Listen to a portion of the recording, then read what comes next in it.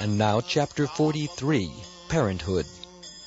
Lokanang hitakarinang tribhuvane mannam saranyakanam nana shastra vicharanam kanikanam. When ecstatic love develops into the relationship of parenthood and becomes steadily established, the relationship is called Vatsalya Ras. The exhibition of this Vatsalya Ras standard of devotional service can be found in the dealings of Krishna with his devotees, who represent themselves as superior personalities like father, mother, and teacher.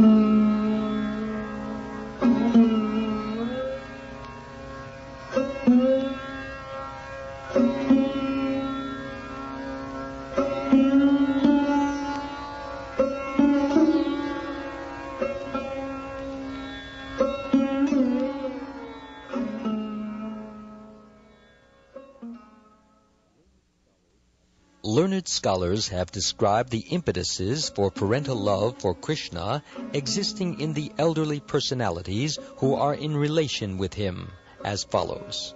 Quote, "The Supreme Personality of Godhead, whose bodily complexion is just like a bluish, new-grown lotus flower, whose body is very delicate, and whose lotus eyes are surrounded by scattered hair as black as bees, was walking on the streets of Vrindavan when Mother Yashoda, the beloved wife of Nanda Maharaj, saw him. Immediately the milk began to flow from her breasts, soaking her body." Unquote. Some specific provocations for parental love of Krishna are listed as his blackish bodily hue, which is very attractive and pleasing to see, his all-auspicious bodily features, his mildness, his sweet words, his simplicity, his shyness, his humility, his constant readiness to offer respect to the elderly, and his charity. All of these qualities are considered ecstatic provocations for parental love.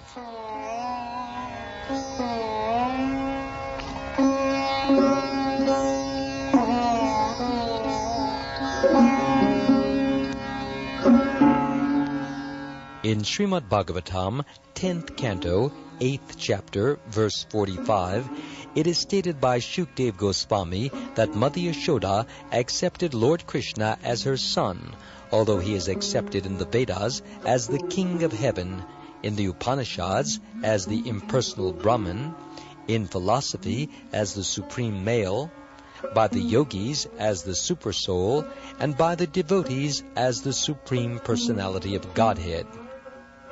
Once Mother Yashoda addressed one of her friends in this way, quote, "Nanda Maharaj, the leader of the cowherd men, worshipped Lord Vishnu along with me, and as a result of this worship, Krishna has been saved from the clutches of Putana and other demons."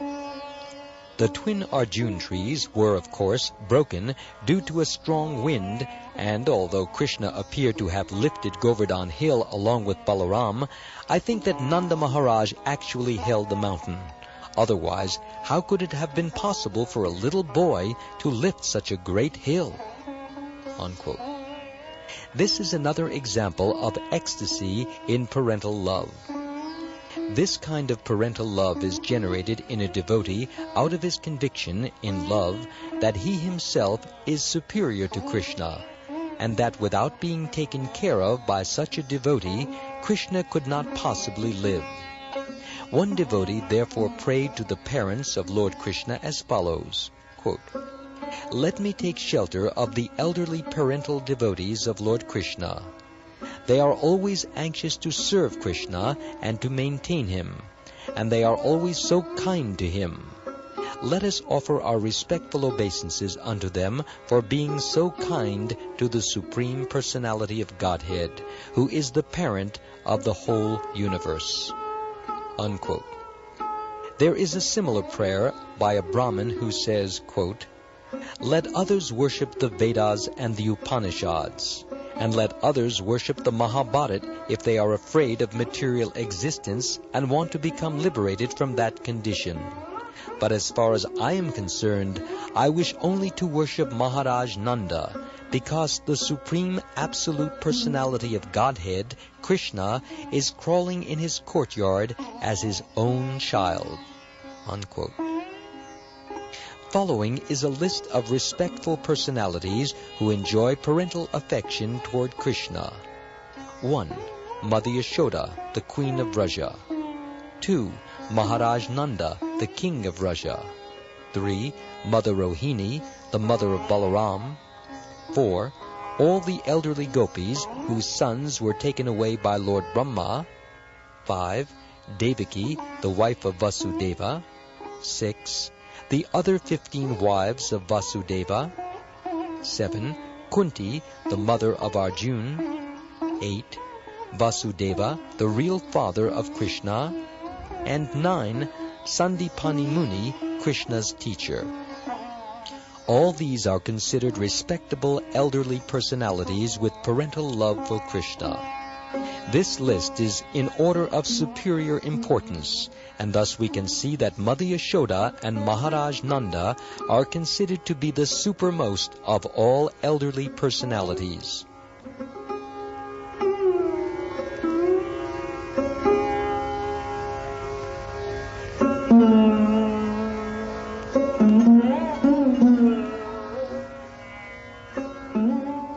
In the Srimad Bhagavatam, 10th canto, 9th chapter, verse 3, Shukdev Goswami gives Maharaj Parikshit a description of the form and beauty of Mother Yashoda. He says, quote, "My dear king, the wide hips of Mother Yashoda were surrounded by silk and linen clothes, and her breasts were flowing with milk because of her affection. When she was churning butter and tightly holding the rope, the bangles on her hands and the earrings on her ears were moving, and from the nice decoration in her hair, the flowers were slackening and falling down. Due to her excessive labor, there were drops of perspiration on her face." Unquote. There is another description of Mother Yashoda in a devotee's prayer. Quote, "Let me be given protection by Mother Yashoda, whose curly hairs are bound with thread, whose hair is very brightly beautified by the vermilion placed in the part, and whose bodily frame derides all her ornaments. Her eyes are always engaged in seeing the face of Krishna, and thus they are always filled with tears. Her complexion, which resembles the bluish lotus flower, is enhanced in beauty by her dressing herself with many colorful garments. Let her merciful glance fall on all of us, so that we may be protected from the clutches of Maya, and smoothly progress in our devotional service." Unquote. There is the following description of Mother Yashoda's affection for Krishna. After rising early in the morning, Mother Yashoda first of all offered her breast milk to Krishna, and then she began to chant various mantras for his protection. Then she would decorate his forehead very nicely and bind his arms with protective talismans. By all of these activities, it is definitely understood that she is the emblem of all maternal affection for Krishna. The description of Nanda Maharaj's bodily features is as follows. The hairs on his head are generally black, but some of them are gray. His garments are of greenish color, like the new-grown leaves of a banyan tree. His belly is fatty, his complexion is exactly like the full moon, and he has a beautiful mustache. When Krishna was a baby, one day he was walking in the courtyard, capturing the finger of his father, and because he could not walk steadily, he appeared to be almost falling down. While Nanda Maharaj was giving protection to his transcendental son in this way, all of a sudden there were drops of tears in his eyes, and he became overwhelmed with joy. Let us all offer our respectful obeisances unto the lotus feet of King Nanda.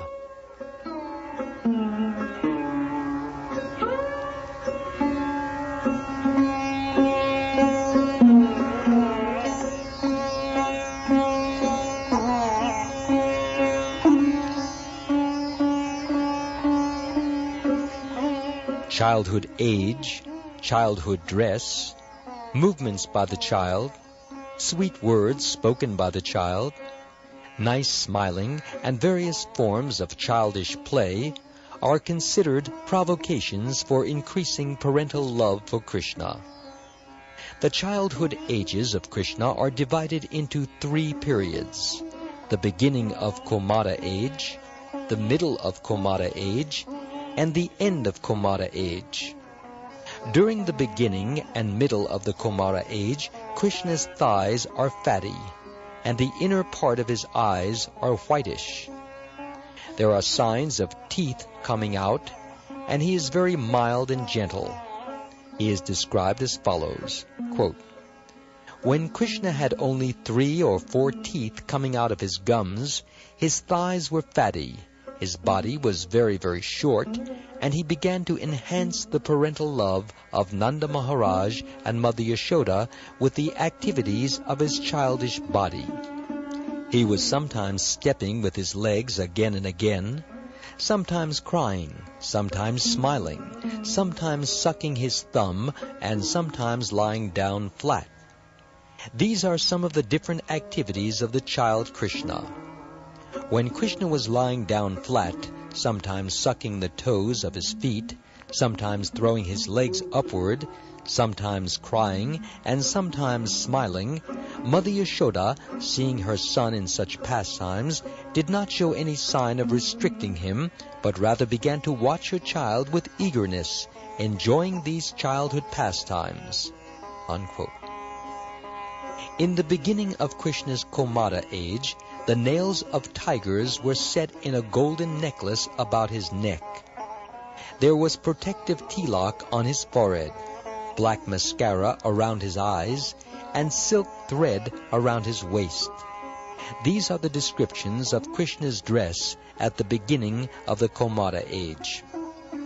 When Nanda Maharaj saw the beauty of child Krishna, with tiger nails on his chest, a complexion like the new-grown tamal tree, beautifully decorated tilak made with cow's urine, arm decorations of nice silk thread, and silk clothes tied around his waist, when Nanda Maharaj saw his child like this, he never became satiated by the child's beauty.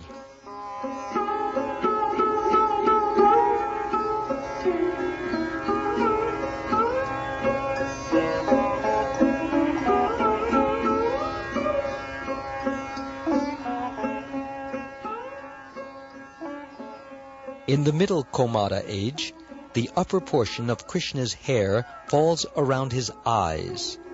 Sometimes he is covered with cloth around the lower part of his body, and sometimes he is completely naked.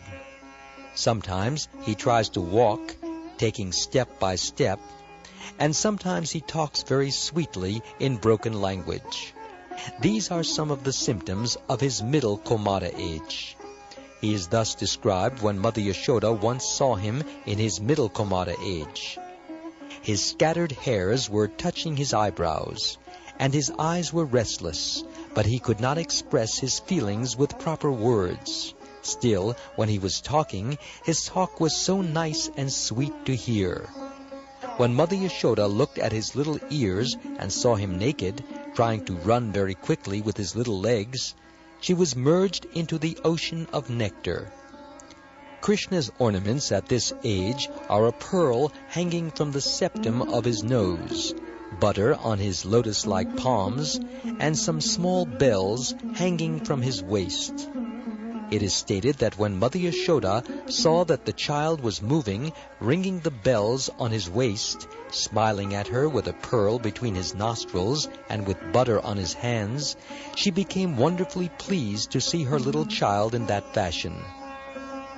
While Krishna was in the middle of his Kaumara age, his waist became thinner, his chest became broader, and his head was decorated with his curly hairs, resembling the falling of the wings of a crow. These wonderful features of Krishna's body never failed to astonish Mother Yashoda. At the end of his Kaumara age, Krishna carried a small stick in his hand. His clothing was a little longer, and he had a knot around his waist, resembling the hood of a snake. In that dress, he used to take care of the calves near the house, and sometimes he played with cowherd boys of about the same age. He had a slender flute and a buffalo horn bugle, and sometimes he played on the flute made from the leaves of trees. These are some of the symptoms of the end of Krishna's Kaumara age.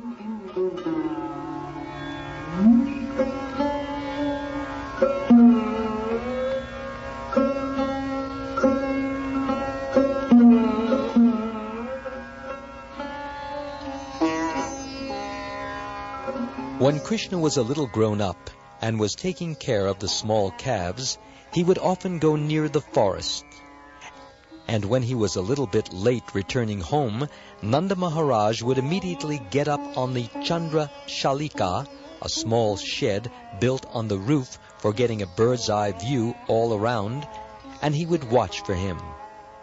Worrying about the late arrival of his little son, Nanda Maharaj would remain on the Chandra Shalika until he could indicate to his wife that Krishna, surrounded by his little cowherd friends, was coming back with the calves. Nanda Maharaj would point out the peacock feather on his child's head and would inform his beloved wife how the child was pleasing his eyes. Mother Yashoda would then address Nanda Maharaj, quote, "See my dear son, whose eyes are white, who has a turban on his head, a wrapper on his body, and leg bells which tinkle very sweetly on his feet. He is coming near, along with his Surabi calves, and just see how he is wandering upon the sacred land of Vrindavan." Unquote. Similarly, Maharaj Nanda would address his wife, quote, "My dear Yashoda, just look at your offspring Krishna. See his blackish bodily luster, his eyes tinged with red color, his broad chest, and his nice golden necklace. How wonderful he looks, and how he is increasing my transcendental bliss more and more." Unquote. When Krishna, the beloved son of Nanda Maharaj, steps into his Kaishora age, although he becomes more beautiful, his parents still consider him to be in the Poganda age, even though he is between the ages of 10 and 15. When Krishna is in his Poganda age, some of his servants also accept him as being in the Kaishora age. When Krishna performs his childish pastimes, his general practice is to break the milk and yogurt pots, throw the yogurt in the courtyard, and steal the cream from the milk. Sometimes he breaks the churning rod, and sometimes he throws butter on the fire. In this way, he increases the transcendental pleasure of his mother, Yashoda.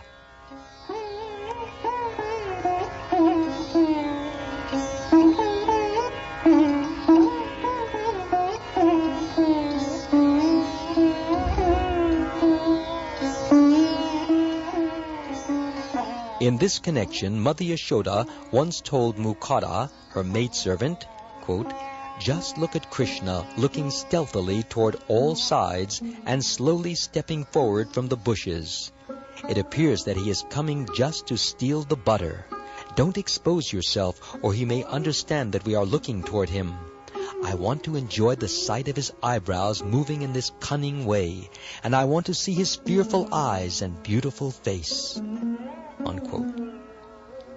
In enjoying Krishna's attitude of stealing butter very stealthily, Mother Yashoda experienced the ecstasy of maternal love by smelling his head, sometimes patting his body with her hand, sometimes offering blessings, sometimes ordering him, sometimes gazing at him, sometimes maintaining him, and sometimes giving him good instructions not to become a thief.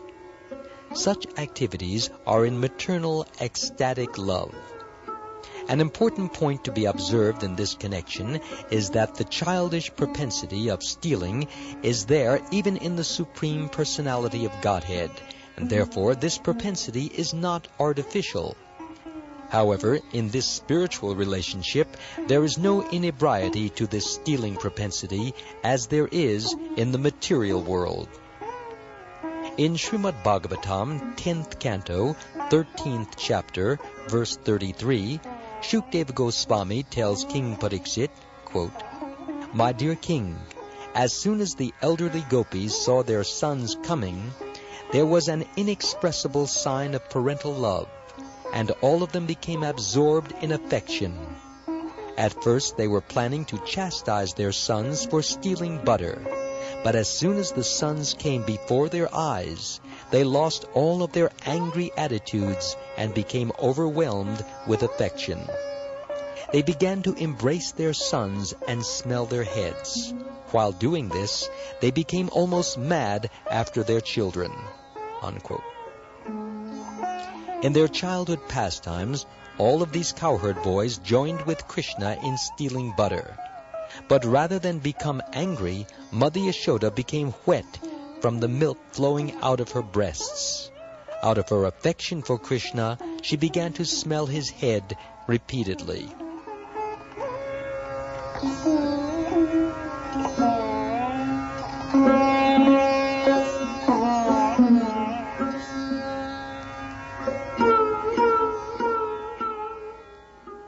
The general activities of all the mothers of the cowherd boys were to kiss them, to embrace them, to call them by their names, and sometimes to chastise them mildly for their stealing habits.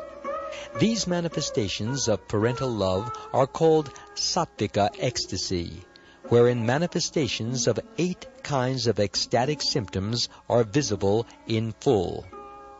In Srimad Bhagavatam, 10th canto, 13th chapter, verse 22, Shukdev Goswami tells King Pariksit, quote, "All the mothers of the cowherd boys were illusioned by the covering influence of the Yogamaya potency of the personality of Godhead, and as soon as they heard the flute playing of their boys, they immediately stood up and mentally embraced their sons, who had been created by the direct internal potency of Krishna. Accepting them as their born sons, they lifted them into their arms and began to embrace them, resting the children's bodies upon their own. The emotions created by this incident were sweeter than nectar turned into a palatable intoxicant, and the milk flowing out of their breasts was immediately drunk up by the children." Unquote. In the Lalita Madhava compiled by Rupa Goswami, Krishna is addressed as follows, quote, "My dear Krishna, when you are engaged in herding the animals, the dust caused by the hooves of the calves and cows covers your nice face and artistic tilak, and you appear very dusty. But when you return home, the milk flowing out of the breasts of your mother washes your face of its dust covering, and you appear to be purified by this milk, just as when the deity is washed during the performance of the Abhishek ceremony." Unquote. It is the custom in the temples of deities that if there have been some impure activities, the deity has to be washed with milk. Krishna is the Supreme Personality of Godhead, and he was washed by the milk from the breast of Mother Yashoda, which purified him from the dust covering.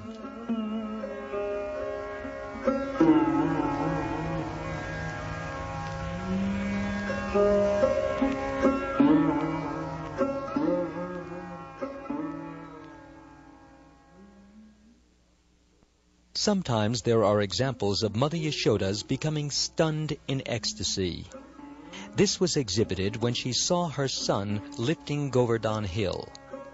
When Krishna was standing, raising the hill, Mother Yashoda hesitated to embrace him and became stunned.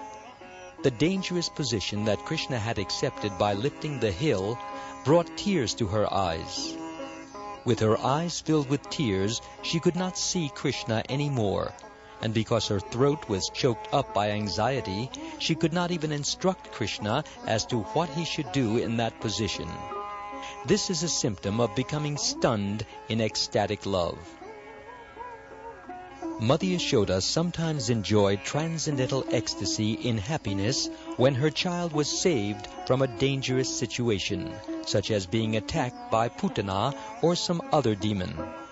In Srimad Bhagavatam, 10th canto, 17th chapter, verse 19, Shukdev Goswami says that Mother Yashoda felt very, very fortunate when she got back her lost child. She immediately placed him on her lap and began to embrace him again and again. While she was thus embracing her son repeatedly, torrents of tears fell from her eyes, and she was unable to express her transcendental joy. It is stated in the Vidagdha Madhava of Srila Rupa Goswami, quote, "My dear Krishna, the touch of your mother is so pleasing and cooling that it surpasses the cooling capacity of the pulp of sandalwood and of bright moonshine mixed with the pulp of ushira root." Unquote. Ushira is a kind of root which, when soaked with water, has a very, very cooling effect. It is especially used in the scorching heat of the sun.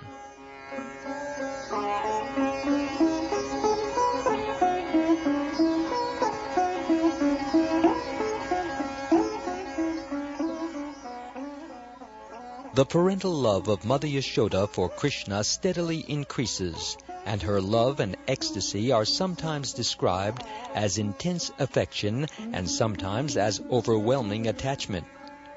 An example of attachment for Krishna with overwhelming affection is given in Srimad Bhagavatam, 10th canto, 6th chapter, verse 43, where Shukdev Goswami addresses Maharaj Parikshit in this way, quote, "My dear king, when magnanimous Nanda Maharaj returned from Mathura, he began to smell the head of his son, and he was merged in the ecstasy of parental love."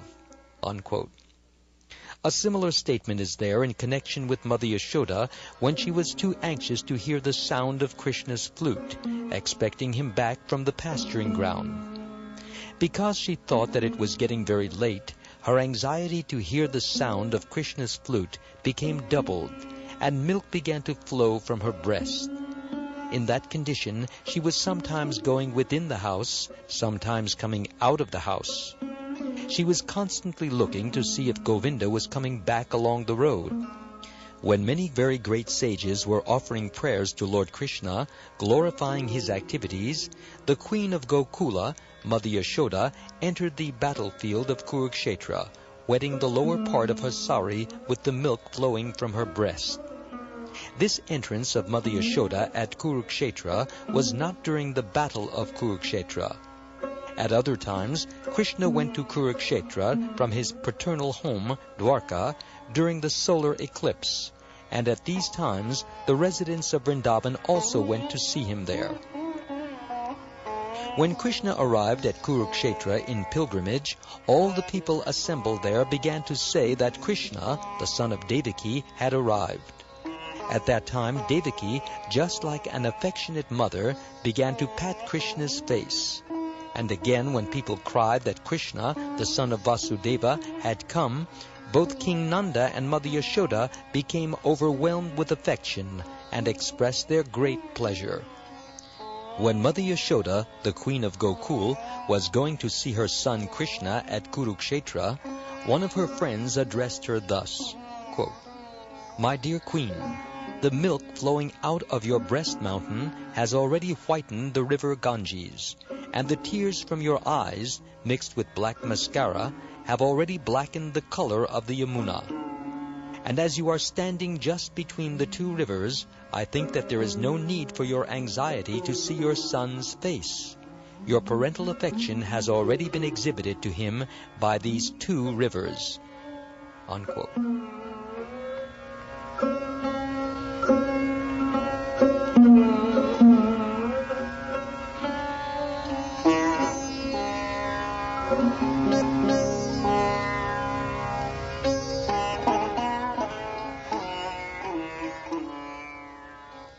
The same friend of Mother Yashoda addressed Krishna as follows, quote, "My dear Mukunda, if Mother Yashoda, the queen of Gokul, is forced to stand on fire but is allowed to see your lotus face, then this fire will appear to her like the Himalaya mountains, full of ice.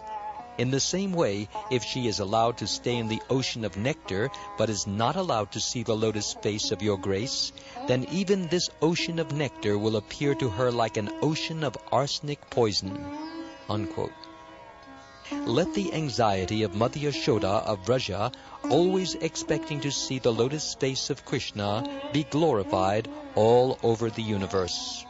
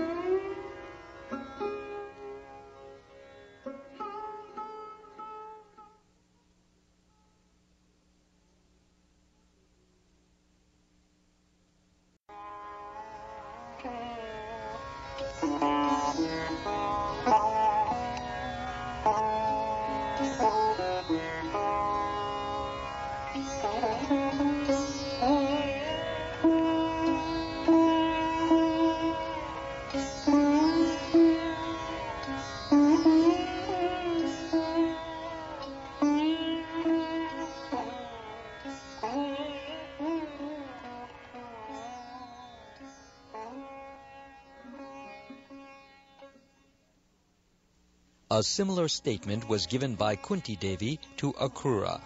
Quote, "My dear brother Akrura, my nephew Mukunda is long absent from us. Will you kindly tell him that his aunt Kunti is sitting among the enemy and would like to know when she will be able to see his lotus face again?" Unquote.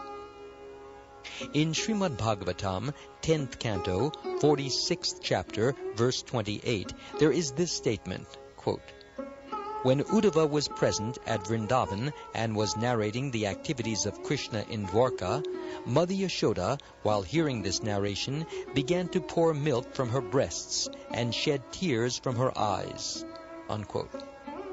Another incident demonstrating Yashoda's extreme love for Krishna occurred when Krishna went to Mathura, the kingdom of Kamsa.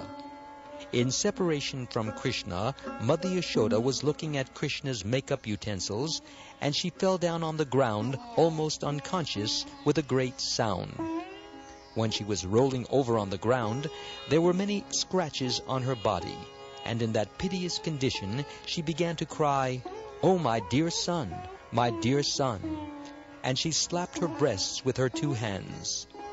This activity of Mother Yashoda is explained by expert devotees as ecstatic love in separation.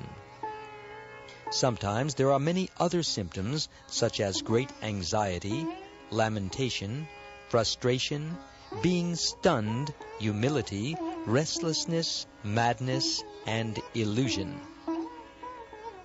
As far as Mother Yashoda's anxieties are concerned, when Krishna was out of the house in the pasturing ground, a devotee once told her, quote, "Yashoda, I think your movements have been slackened, and I see that you are full of anxieties.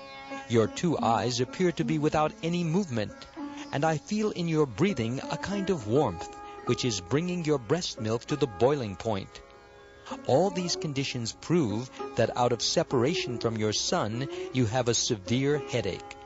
Unquote. These are some of the symptoms of Mother Yashoda's anxiety for Krishna.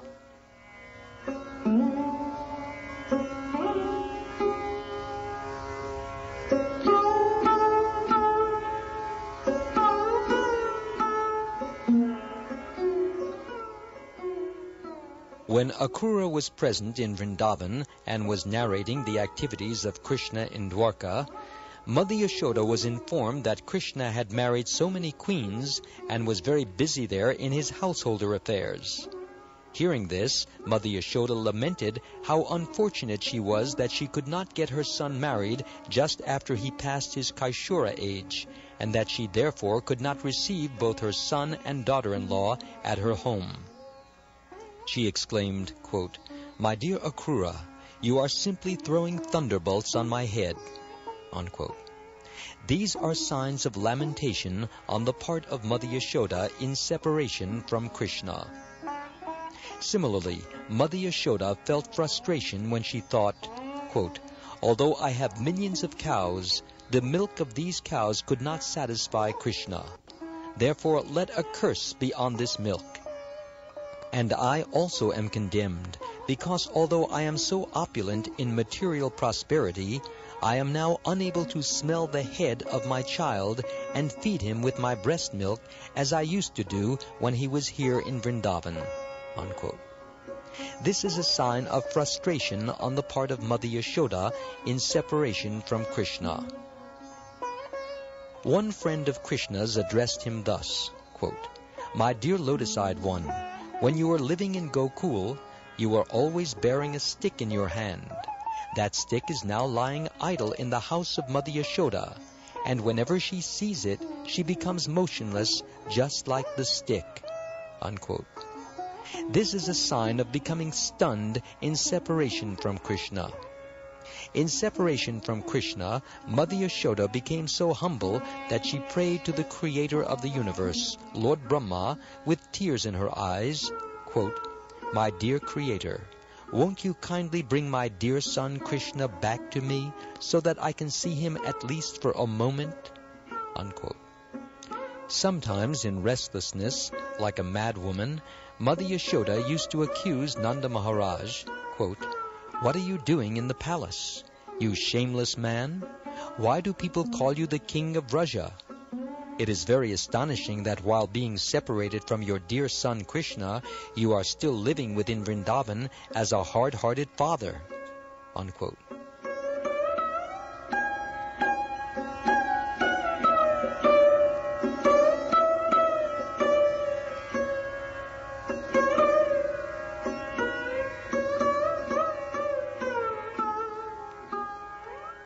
Someone informed Krishna about the madness of Mother Yashoda in the following words, quote, "In madness, Mother Yashoda has addressed the Kadamba trees and inquired from them, 'Where is my son?'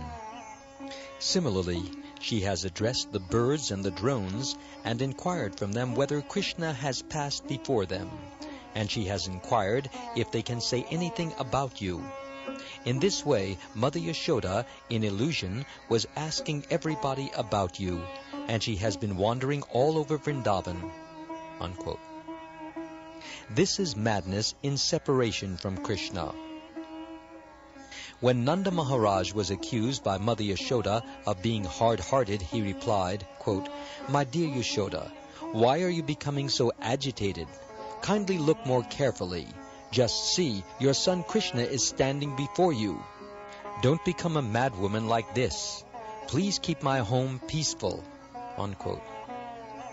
And Krishna was informed by some friend that his father Nanda was also in illusion in this way, in separation from him. When all the wives of Vasudeva were present in the arena of Kamsa, they saw the most pleasing bodily features of Krishna, and immediately, out of parental affection, milk began to flow from their breasts, and the lower parts of their saris became wet. This symptom of ecstatic love is an example of the result of fulfillment of desire.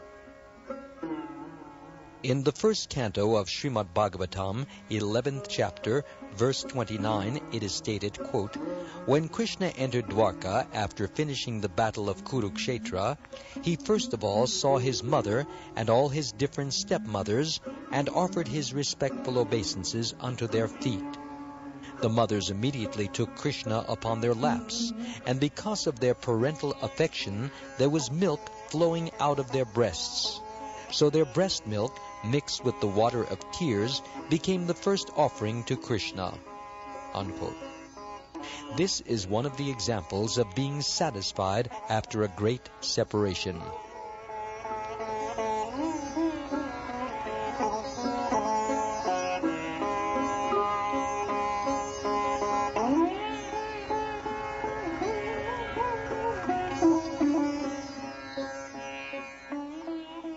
There is a similar statement in the Lalita Madhava, quote, "How wonderful it is that Yashoda, the wife of King Nanda, out of her parental affection for Krishna, mixed her tears and the milk from her breasts, and thus bathed her dear son Krishna."